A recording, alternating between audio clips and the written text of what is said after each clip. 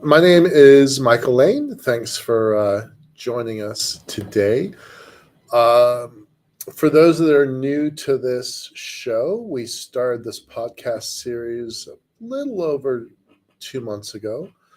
Um, I'm going to give you a little bit of background about the company and what we're doing here and the point of this podcast. And then we're going to jump straight into the meat of it.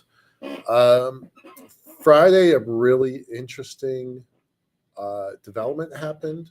Uh, the White House issued a brand new document we're going to talk about a lot. It is the National Cislunar Science and Technology Strategy document. I know that's a mouthful. I'll post some links here in a second. Um, to kick this off, I want to just give a little bit of background. So I'm the president of Liftport Group. We have been involved in space research and space infrastructure for nearly 20 years now. We started out as an offshoot of the NASA Institute for Advanced Concepts research team. And then over time, we branched out to a couple other things. So we first worked on the space elevator. If you've heard about the space elevator anytime in the last 20 years, it's a safe bet that our fingerprints are somewhere in the background of that. Through that work, we worked on carbon nanotubes, super strong string. Ultimately, that didn't work. And then we switched over to robotics to figure out the mechanical processes of climbing. And then when the economy crashed in 2007, we got crushed. Went out of business then, so our 14-person team kind of evaporated. But we stuck around on the edges, and I call those our zombie days. But then in 2017, we reconnected and refocused as a company to start working on the lunar space elevator infrastructure. We find that it is far easier and much more attainable than the Earth's space elevator. So that's what we started working on, and things were going fine. We were a small company, only 1, 2, or 3 of us. It wasn't very big.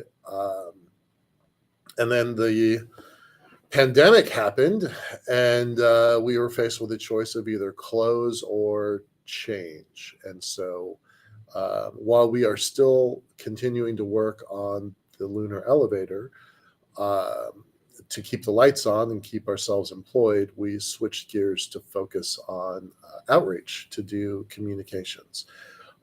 So we hosted 27 online virtual conferences, hosting hundreds of guests. We have hundreds of hours of content on our YouTube channel, youtube.com/liftport. And then as the pandemic is winding down, we're modifying our business plan once again to focus on still outreach, but shows, podcasts, and YouTube channels that are dedicated to what's new in space. Specifically, we're focusing on the money, the finance, the commercial operations of space. And we've had some great guests, so I really want to shout out our team's prior guests. We've had Dr. Andrew Aldrin, Dr. Roger Lanius. Aldrin is one of the professors at Embry-Riddle. Lanius was the now retired chief historian of NASA and the curator at the Air and Space Museum. So he has a nearly 40-year background, 35-year background in curating the space community as it's developing. We've had some terrific guests like James Burke at the Mars Society, Kobina Hughes, a space lawyer. He doesn't like to call himself a space lawyer. He is a lawyer that's interested in space. and Laura Forsick. We've had some really terrific people. We have some more in the pipeline. We've got Rich Bowling on the way. He's a senior vice president at Redwire. The Mars Society founder, Dr. Robert Zubrin. It's been pretty neat. I sent out a bunch of invitations today. I can't share with you who they are until they confirm, but it's gonna be fun. And so what we're doing is we're looking at the money, the finance, the commercialization of this $500 billion industry, and trying to explain it, understand it, and gosh, maybe even pull out a crystal ball and imagine what's coming next. So with that prelude, I'm going to jump straight into the actual meat of our conversation today. We're going to do this in two parts because this document that came out Friday with basically no fanfare at all is kind of important. So for those that want to stick with me into the weeds as we look at space policy and kind of how it gets developed and why it's important, it's going to be a little bit of a bumpy ride, but stick with me, all right? And so with that, hey Kevin, nice to have you here. Appreciate that. With that, I'm going to kind of do a slide share and really focus primarily on our core documents. So give me a second while I navigate our system a little bit. And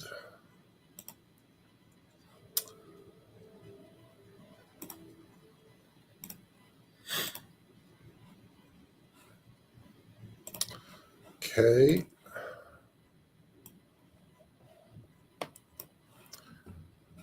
Okay, that should do it. All right, let me get over there. So as you can see, what I've done, and for those that are listening on the podcast afterwards, I'm going to try to explain all the things that I'm showing on the screen in a way that is clear. And I'll be posting a ton of links here in the channel and then in our other places as well. So you should be able to follow on a little bit. And then again, this is ultimately becoming a podcast. So while we're doing the live capture online on YouTube, we really expect this to be a long-lived interview that lives on in various podcasts. So what is this thing? So first of all, we're talking about a document with the seal of the President of the United States, specifically the National Science and Technology Council. So first of all, we're going to talk about what that is a little bit. The document is here if anybody wants to follow along.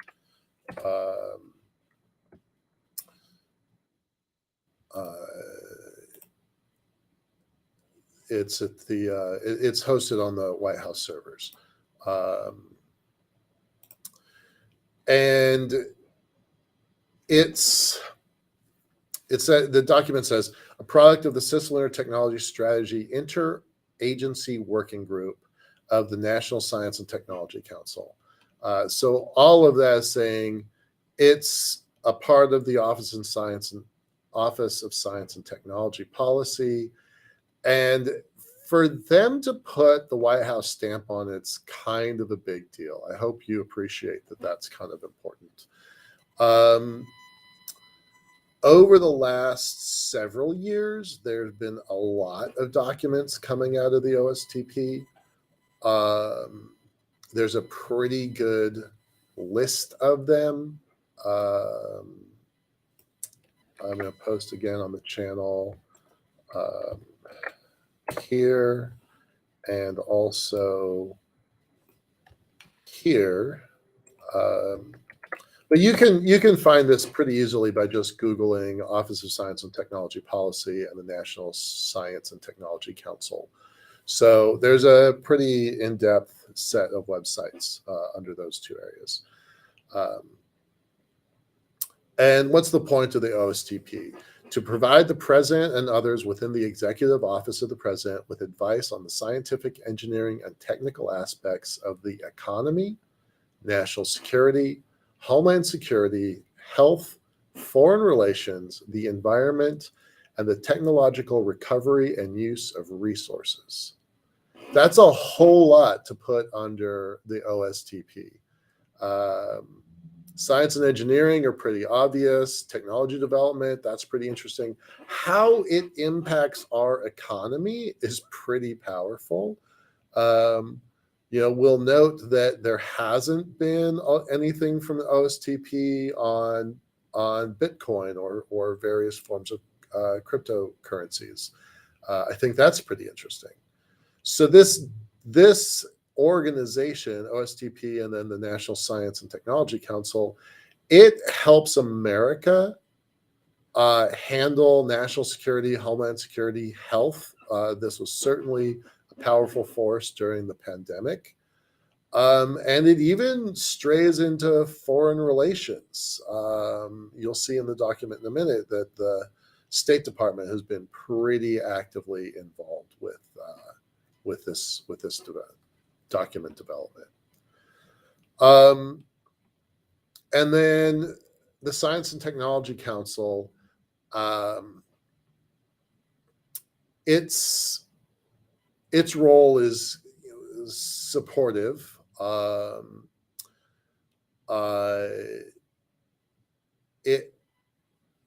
The NSTC prepares research and development strategies that are coordinated across federal agencies aimed at accomplishing multiple national goals.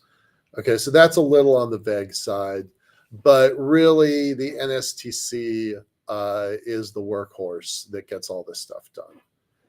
And then within that, I know it's getting a little like, Russian nested dolls, but within that, the part that matters to us tonight is this new subcommittee on Cislunar Science and Technology and the Cislunar Technology Strategy Interagency Working Group. Now that is a mouthful. Let's break it down a little bit. So it's a subcommittee, and it is the Cislunar technology. So I think everybody listening to this knows what that means. The space between here and the moon, including the moon and a little bit beyond into the Lagrange point. So we're going to talk about the specific definition here in a minute. But this is an interagency working group. Now, it's super important to note that, an interagency working group means it's just a governmental program. It's not the other parts, right? The other parts of our world, right? So I always refer to ACDC, academic, civil, defense, and commercial. Academic, civil, defense, and commercial. This is all civil and a little bit of defense. So only the C and the D are represented in ACDC. And that probably matters. That's probably really important. And so when I look at this document, I'm initially a little disappointed in it, but then I look at who the players are and what they accomplished, and I have to just go ahead and just give them credit for what they accomplished. But I don't think it's the be-all, end-all document that I had hoped that it would be. So kind of understanding the players is really important. And then kind of the final thing to talk about relating to National Science and Technology Council, I did some digging into what they've produced in 2022, and they built 28 documents. It was a range of stuff. You can imagine COVID was in there and other conversations and science and technology topics.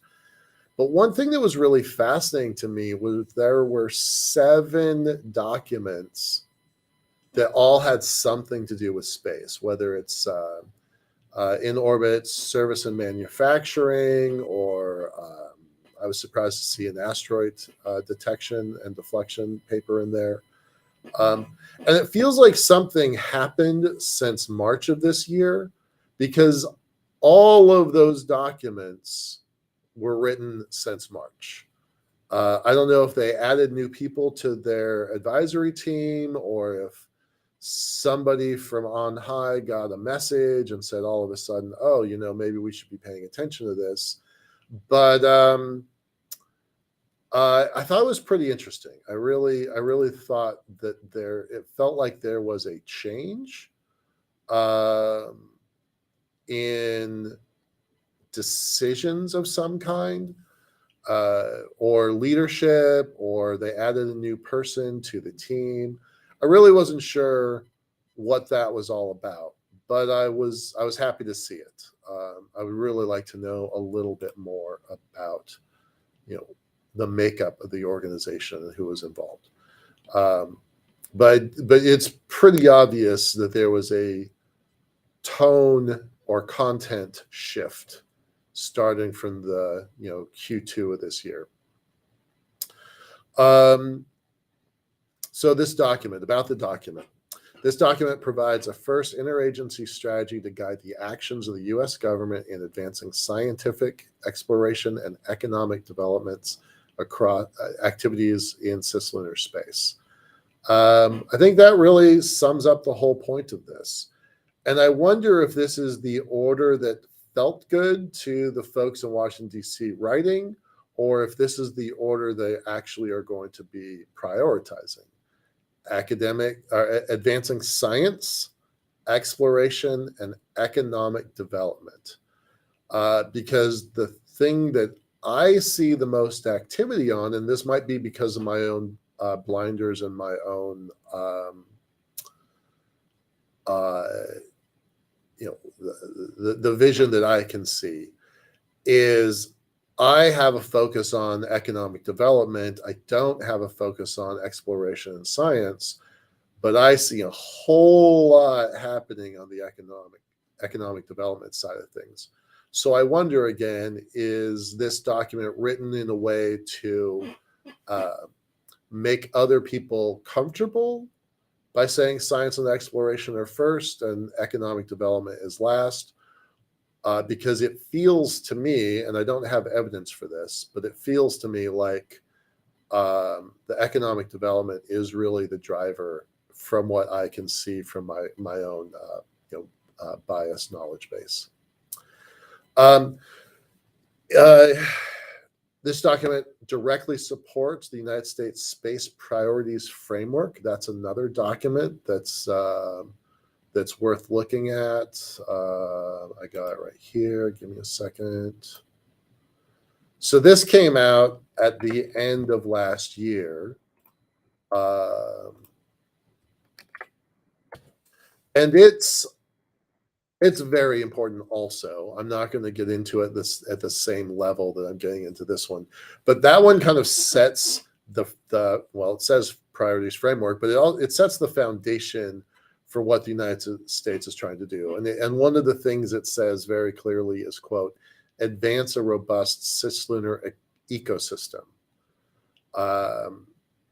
We have a lot of spacecraft going to the moon now. We have one just arrived a couple days ago, Capstone. One is on its way. One took, Artemis 1 took some spectacular photos this morning, or I think it was last night.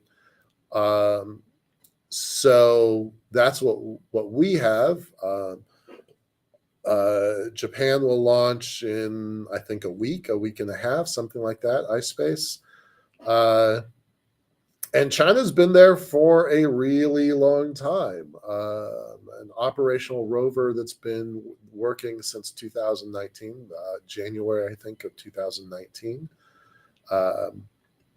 So when they talk about a robust cislunar ecosystem, this document is definitely talking about the United States, but I think it's really important to know that while space is a vacuum, this document does not live in a vacuum. We know that that Israel and India attempted missions to the moon 2 years ago and 3 years ago. Both are going back. So lots going on there. And I think this document is a reflection on just how much activity there is here. And they also want to be consistent with interagency and international efforts, including the Artemis Accords. I think that's really important. We're going to talk about the Artemis Accords in quite a bit more detail later on. I'm going to guess that most people watching this know about the Artemis Accords, but if not, we'll brief you on that. They're also trying to stress that they're going to be in compliance with many other treaties and United Nations Committee on the Peaceful Uses of Outer Space, amongst many others. And then they're also saying, look, we wrote this other document, we meaning the Office of Science and Technology Policy, wrote another document called the National Strategy for In-Space Servicing, Assembly, and Manufacturing just a few months ago. And so let's definitely make sure that gets, it's in compliance with the other document that we also are promoting. So I'm going to post that one. I think that ISAM document is a pretty fun read too. I know you got to be a hardcore nerd to want to read these PDFs from the White House, but this, just so everybody's clear, this is the stuff that sets NASA and everybody else in motion. And when eventually requests for proposals and missions are planned, it uses these documents as their justification and starting point. This is how budgets get built. This is how missions get planned. And at our level, this is where acceptance of big ideas starts from. So I don't expect to ever see we need to build a space elevator on the moon in one of these documents, but you can read between the lines about where these large organizational documents are taking us. And I think that's one of the reasons I read these things, because I think they're important. Curiously, there's a note here at the bottom. I don't think I've seen this before. It's the copyright information. This document is a work of the U.S. government and is in the public domain. So there's stipulations here beyond that, but I think that's kind of important. And with that, we're going to take this document, we're going to put it side by side with the original, and we're going to take my version that has all of my notes on it, and we're going to post both of those on our website, because I think that this is the kind of stuff that helps everybody understand like where we're going in space.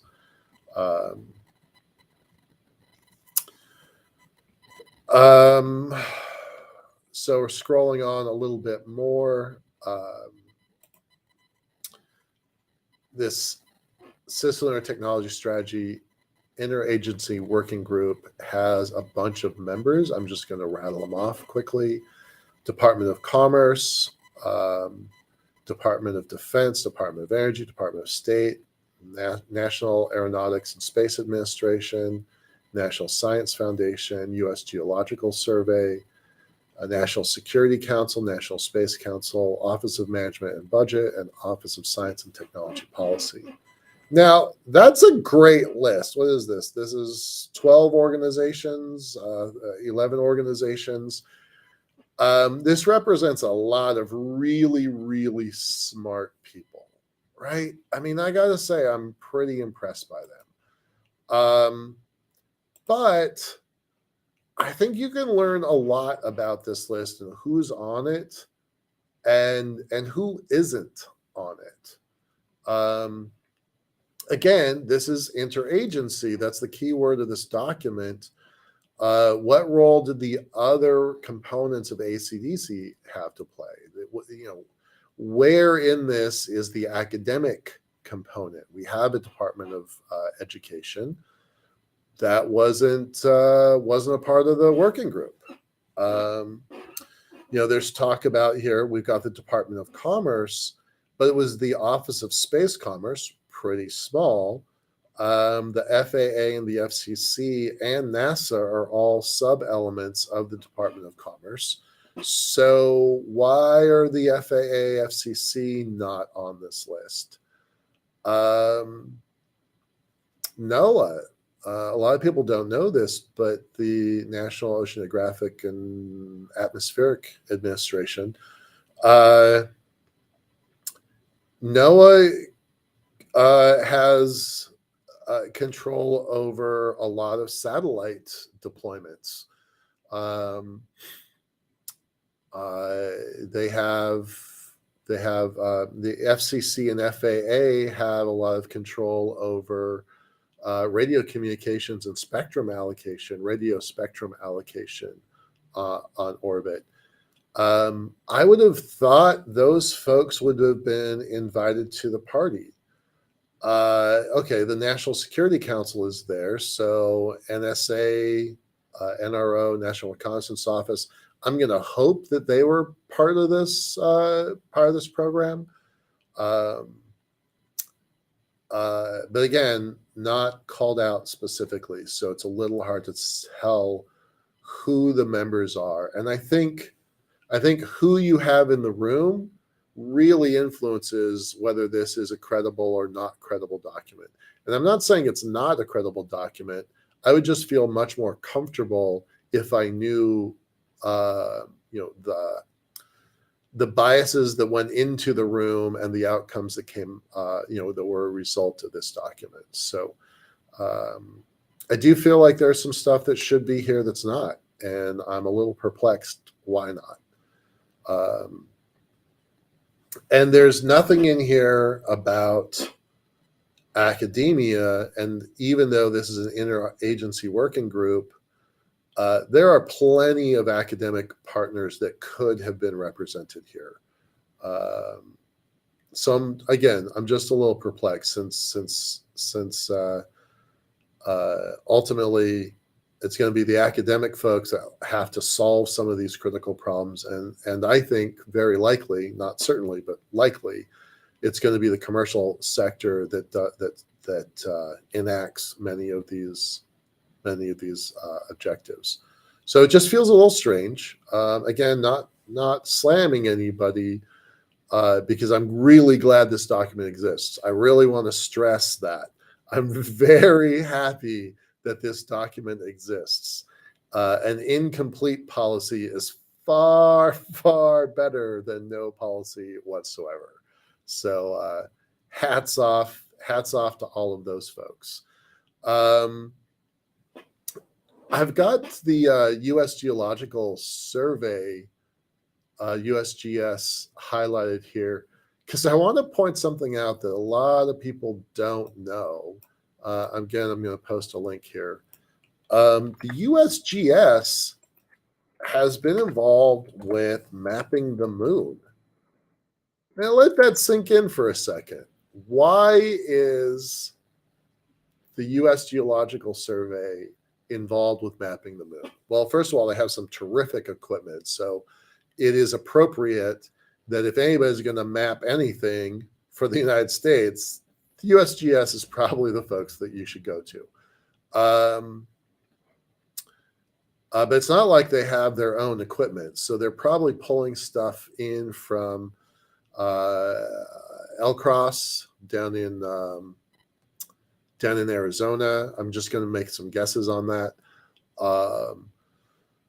But it is pretty exciting to hear that they are involved, and they've been involved with lunar.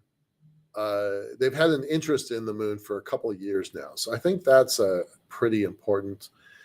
And it baffles me why, like, I think it makes sense that they're at the table, but other DoD folks, national security folks that are not listed, specifically, it feels odd that they're not called out. And it feels odd that other elements of the Department of Commerce, FAA, FCC, NOAA, are not called out in the same way that NASA is called out separately. So yeah, I just think that this membership is a little interesting, and it doesn't raise red flags, but it's definitely some puzzlement and some yellow flags. Okay. Then we're going to move on. We've got it's about a 16-page document. We're not going to cover everything, and I'm actually going to break this into 2 parts. We're going to work on just the introductions today, and then on Wednesday we're going to go into the objectives. The objectives are super important. I really want to encourage you to come back for the objectives. I'm going to read them off so you've got a little bit of taste of what's to come. But this is going to be Wednesday's topic. Objective 1, support research and development to enable long-term growth in cislunar space. Pretty good. I like that. Objective 2, expand international science and technology cooperation in cislunar space. Objective 3, extend U.S. space situational awareness capabilities into cislunar space. And 4, implement cislunar communications and position navigation and timing capabilities with scalable and interoperable approaches. That one's a mouthful. Gosh, we could do an entire series on that last one. So those are the 4 objectives. We are going to cover them in detail next week. And let's be clear about this. The reason we're going through this document is that these objectives are where NASA is going to put its money. Department of Defense is going to put its money. Department of Energy is going to put its money. These are National Science Foundation also going to put its money. This is a cover document that each of those organizations can then showcase and feed into their SBIR, STTR funding systems. They'll write some RFPs, requests for proposals. Defense Innovation Unit is going to use this. All of these organizations are going to use these 4 core objectives for funding decisions. So that's why we read these documents. They're boring. They're hard to get into. I'm a nerd, so I do it. And I just got a message from Terry Trevino. Yep, your satellite project does fit well here, sir. So congratulations. No space elevators in it for me, but there's plenty of stuff in there for you, sir. All right. So we're going to cover that on Wednesday. So Terry, that's your call. Try to be here Wednesday or catch the video afterwards. All right. So let me get a drink of water just a moment.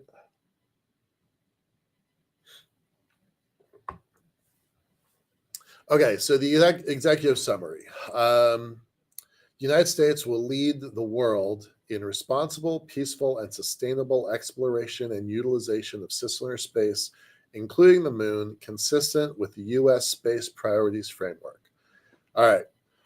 And so I already mentioned the U.S. Space Priorities Framework, and I posted a link to it. So you definitely should take a look at that because, again, everybody in Washington, D.C. wants a cover document, a document that covers them in case there's a problem.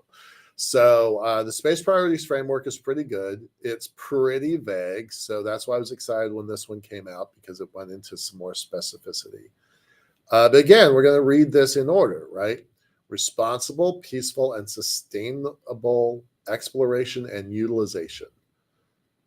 Again, is this, word choice matters in Washington, D.C. This stuff is important, and kind of knowing where they're coming from is really useful.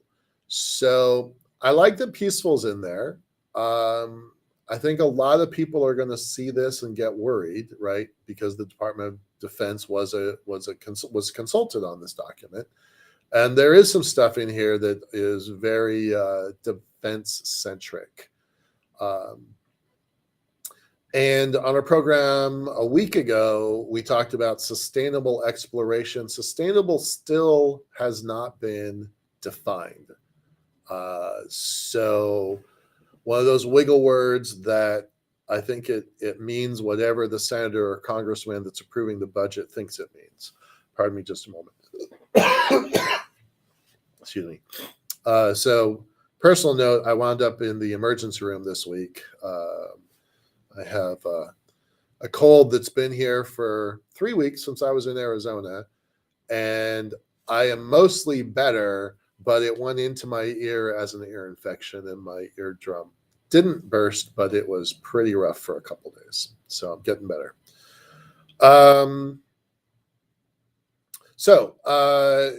This sustainable question is still an unknown question. And then what's this next piece? Cislunar space provides opportunities for answering many of our highest priority questions in planetary science, opportunities to explore the history of our solar system and sun, a radio quiet environment that can catalyze a new generation of radio astronomy, the potential for economic growth in space, and a valuable region for testing human exploration technologies and operations to enable crewed exploration to Mars and beyond. I just want to point that out, that is one sentence. That is one sentence. They put a couple $billion worth of funding proposals into this sentence. I feel like you don't even need to read the whole document. If you just read this line, you pretty much know what their priorities are. So if anybody wants the too long didn't read version, this is it. Read this line and then you're set. You can go back to whatever you're doing tonight. So I want to point out the radio quiet environment for radio astronomy. That comes up over and over and over again in this document in a way that I've never seen before. So somebody somewhere is trying to look out beyond what we normally look at. And I think that's pretty interesting. I think that leaves a lot of room for some interesting NIAC proposals, NASA Institute for Advanced Concepts proposals. I think it leaves a lot of room for some National Science Foundation funding because this radio astronomy component and a radio quiet environment comes up in this document over and over and over again. I don't highlight how many times it comes up, but it's a lot. It may be the most used phrase in the doc, right? So if anybody wants to do a word count, I always think it's somewhat interesting to do word counts on these things and kind of look at the word salad and try to come up with the words that are used the most and prioritize them. So I think there's an interesting opportunity coming out of there. Again, it would be super awesome if they bullet pointed this and said, these are in order. This is what we're actually going to prioritize in this order. They don't do that for us, so we're kind of left guessing. But I like this potential for economic growth in space that feels like it was kind of placed in. It doesn't feel like it was the main thing. So if you think of it, highest priority questions in science, that's one science. Opportunities to explore the history of the sun and the solar system, I'd say that's two more sciences. Radio quiet environment, radio astronomy, that's two more sciences. And I would even throw in, valuable region for testing human exploration technologies. I would say that's another science. So I think there's like 6 science topics in here. And oh yeah, by the way, the potential for economic growth in space. So either that was buried on purpose or somebody had to fight to get it in there in the first place. Again, makes me really wonder who the members were that contributed to this document, just for the way it's written. And I don't want to get all conspiracy theory on anything, but that stuff does happen in DC. So the nuance, the word order, certain phrases. That stuff adds up over time. And then this one I really love. The United States is going to be leading this thing. Cool. I get that. I mean, this is an American document, so of course they're going to say they're going to do it. But then they also say by all spacefaring nations and entities. U.S. science and technology leadership in cislunar space will support the responsible, peaceful, and sustainable exploration and use of cislunar space, including the moon, by all spacefaring nations and entities. Well, to me, I read this as countries and corporations. The word entities. I think that's countries and corporations. So I'm a little curious why they didn't say that. And maybe they're saying, okay, there's some nonprofits out there. There are some academics, because I keep saying they've been left out of this equation. And does this include DoD assets, right? Is this a crack in the door for Space Force? Notice again, going back to the membership list, it says DoD, but it does not specifically call out Space Force or Air Force or any of the other components of the DoD. DARPA, for example. And yet they all have space assets. So this entities phrase, I think, is interesting. And in a way, when it says by all spacefaring nations, it is setting an expectation that everyone, all spacefaring nations, are going to want to participate in this, are going to want to comply with this, are going to want to be partners on this. And that when we all know that that's not true. But they are looking, the U.S. is looking to be the leaders here. So that's kind of normal. That's kind of their job. So I'm not going to fault them for that. And then again, fostering scientific discovery, economic development, and international cooperation. Again, we're talking about word order,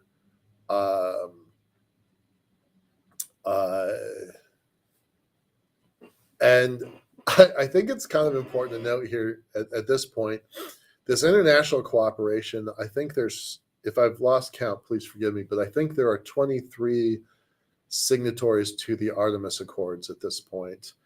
And I learned an interesting fact talking to someone I know at International Space University this morning, that the State Department, the U.S. State Department, is hiring hundreds, that was their word, hundreds of people for their space section. Their space section had 5 or 10 people in it before. So I'm really curious. I wanted to ask more questions, but I don't want to put anybody in an awkward situation, so I can't really ask any more questions about that.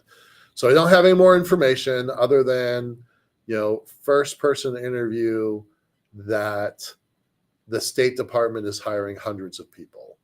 So I think that says good things about international cooperation. If you've got 23 signatories to this document, and then the State Department, and by the way, it's the State Department that negotiates this. It's not NASA. NASA proposed it and developed it, and it is a working document, so it's not being like shoved down anyone's throat. They are modifying the accords regularly to admit new members. And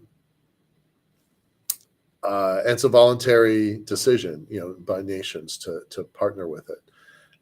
So I think that's pretty interesting that the State Department is hiring that many people for its space sector. So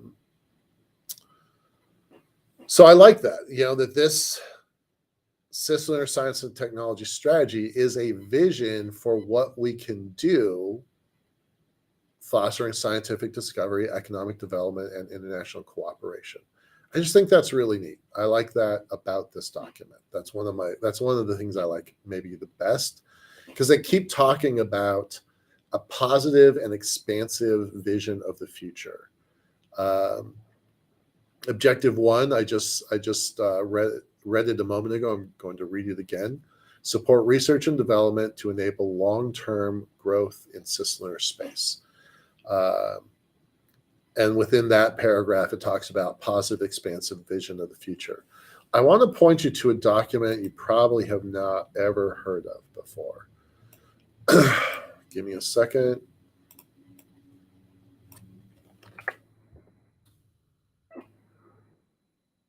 I'm not sure who the person who just wrote that long chat is. Give me 1 second. You're not named in it, which is weird because everybody else is named. So give me a second on your question here or your comment. And then the document that I'm talking about, the very few people have seen, is called The Future of Space 2060. Now, I immediately had some pushback on the date of that document, 2060, because it was written in a way, again, for political cover that made it seem like space is a long ways away and we're going to work on it a little bit at a time, 40 years. I was a part of this, so I'm going to be really candid about my role here. I was one of about 120 people that were part of this workshop. It is a great document, primarily organized by the chief scientist of U.S. Space Force. I don't think he was the chief scientist of Space Force at the time. I think he was the chief scientist of Air Force Space Command. So I might have my timing off on that a little bit.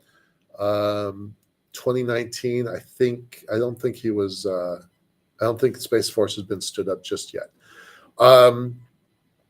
But he lays out a really interesting 8-part potential for what the future of space was going to be. And it's worth reading. It's Kobina. Hey, Kobina. Thanks, buddy. So let me get to Kobina's question here. See, I'm just going to read it in case people can't see it. He says, "Great session, MJL." That's me.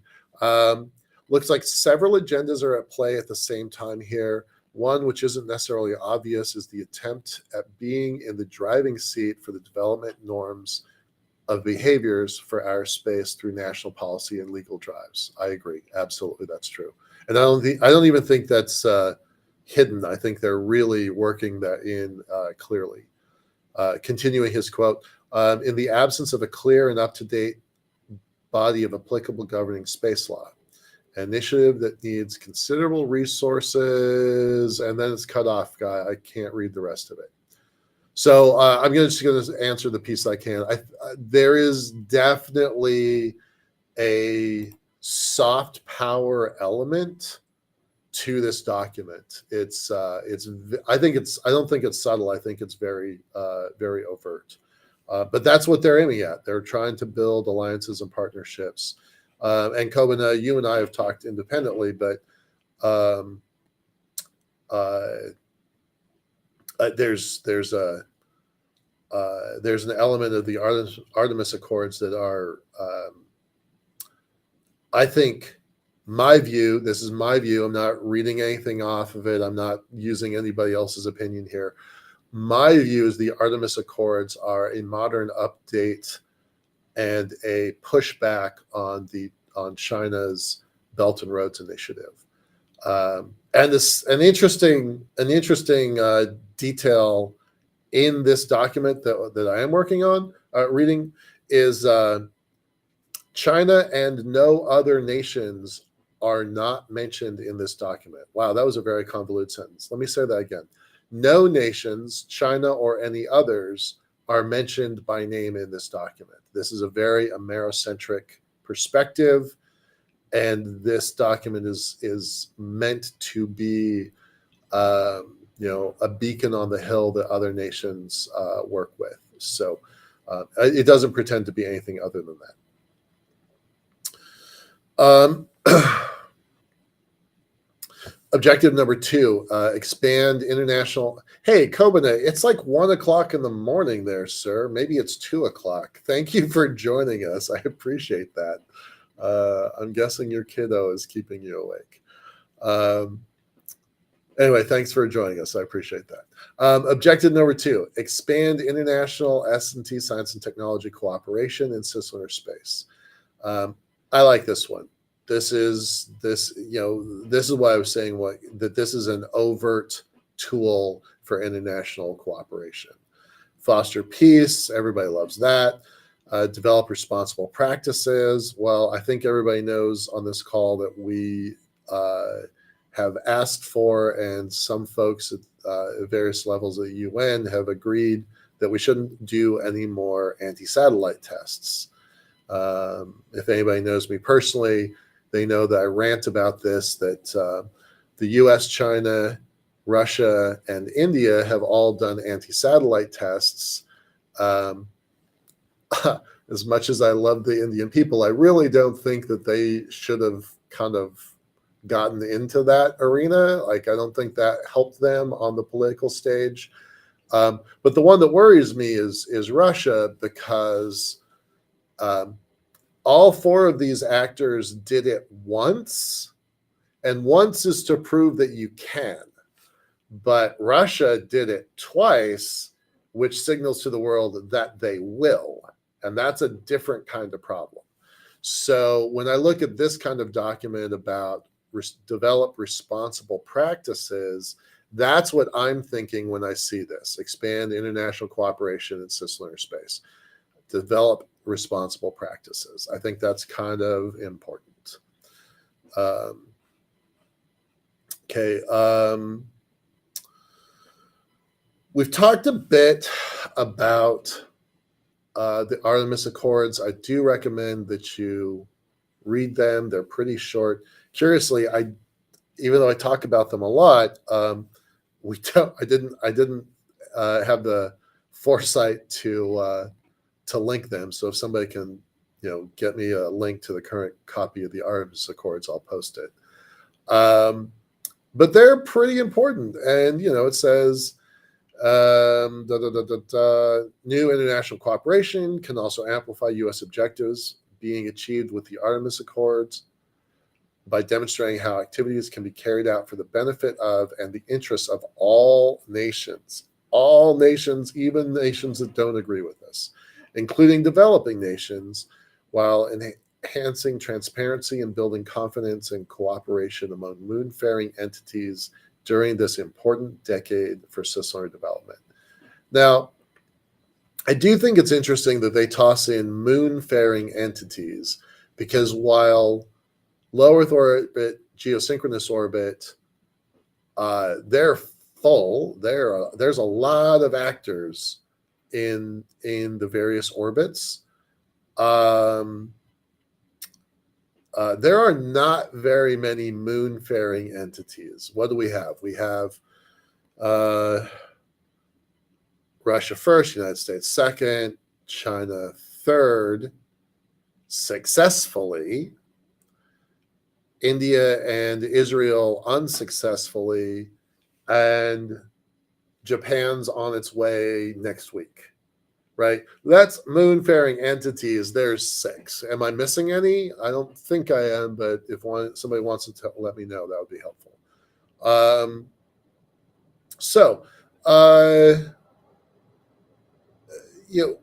This document very clearly states it wants that cooperation, and it will build it. And that, plus the information I just shared with you a minute ago, that the State Department is adding tons of assets, tons of people and resources, that tells me that this is getting a big push. And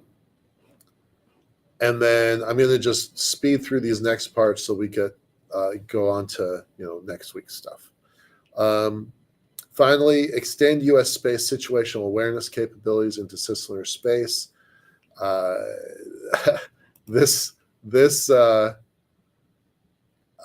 You can read language in DC a certain way.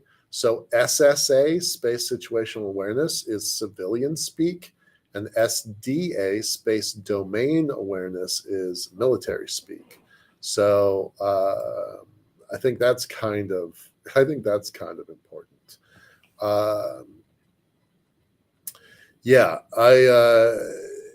there's going to be a lot of SSA, SDA stuff that's happening in the near future. The U.S. government will define requirements for new space situational awareness capabilities, including associated reference systems and data sharing. So, whether people like it or not, pardon me, whether people like it or not, there's we basically built a national and then international telephone standard, and the world uses that. We built a national then international aircraft standard for tracking planes, and then the world uses that. We built a national then international set of protocols for the internet, and then the world uses that. So what this is saying is, look, we're going to build the data sets for SSA, and we're kind of expecting the world to participate. And I think that's consistent with our history and kind of the rest of the world's kind of uptake history. I do want to point out, and I missed this when I was going through it a second ago, this note about including developing nations and all other nations. I when I was doing this review, I looked it up. There are, according to Wikipedia, which I know best source ever, but that's what I had. According to Wikipedia, there are 77 space agencies. That's about 10 more than I thought there was. And there's about 24 in development. By the way, Ghana is not on that list, Kobanius, if you want to update that list. But there's only 11 of those 77 with budgets over $500 million. NASA is first with 23 billion. China is second with 11. And then the combination of 22 nations of the European Space Agency, that's $7.5 billion. So while there are a lot of developing space programs, I'm not going to say developing countries, because there are big countries that are just starting their space programs. I like that this is trying to reach out to everybody and be somewhat inclusive. And then the final part that we're going to talk about is implement Cislunar communications and positioning, navigation, and timing capabilities with scalable and interoperable approaches. PNT is key to space. It is key to everything in space. If you get it wrong, people will die. That seems like it should be the most obvious and simplest thing to do. I love that it's an interoperable approach. We're going to talk about that a lot on Wednesday. But there are some sources. Where's LunaNet? LunaNet. Here's LunaNet. If anybody wants to look into interoperable sources, there's that. LunaNet is trying really hard to build out